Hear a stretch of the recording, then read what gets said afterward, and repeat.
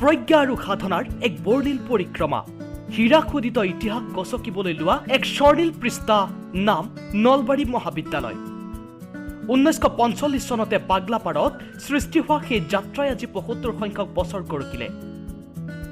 নলবাৰী মহাবিদ্যালয় আমাৰ আৱেগ পৃথিৱীৰ সপোনৰ কাৰেংঘৰ সেই আৱেগৰ জোৱাৰত উঠি বাঢ়ি গৈ প্ৰতিজন ছাত্ৰই অনুভৱ কৰে সোণালী যাত্ৰাৰ মসৃণ পথৰ নষ্টালজিয়াবোৰ আজি এই সময়তে মহাবিদ্যালয়ৰ প্ৰতিজন ছাত্ৰৰ বুকুৰ প্ৰমোদ কাননত বাজি উঠিছে সুখৰ লহৰ উৎসৱ মুখৰ হৈ পৰিছে আজি মহাবিদ্যালয় পদূলি মই আকাশদ্বীপ দাস নলবাৰী মহাবিদ্যালয়ৰ 2019-20 বৰ্ষৰ সভাপতি নমস্কাৰ মই শ্ৰী কংকন কুমাৰ ডেকা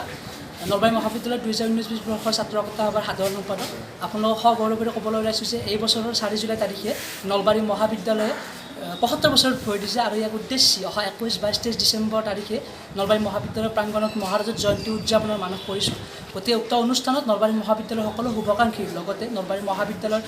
সকলো প্ৰাক্তন ছাত্ৰ ছাত্ৰীৰ লগতে প্ৰাক্তন শিক্ষক শিক্ষয়িত্ৰীৰ গঠনমূলক দিহা পৰামৰ্শৰ লগতে উপস্থিতি আমি সশ্ৰদ্ধাৰে কামনা কৰিছোঁ ধন্যবাদ নলবাৰী মহাবিদ্যালয় ছাত্ৰকতা সভাৰ 2019-20 বৰ্ষ জয়ন্তী নলবাৰী মহাবিদ্যালয় এনে মুহূৰ্ততে আজি ছাত্ৰ একতা সভাৰ আমাৰ সদস্যসকলে মহাৰাজত জয়ন্তী সমাৰোহলৈ আপোনালোকক জনাইছো উষ্ম আদৰণি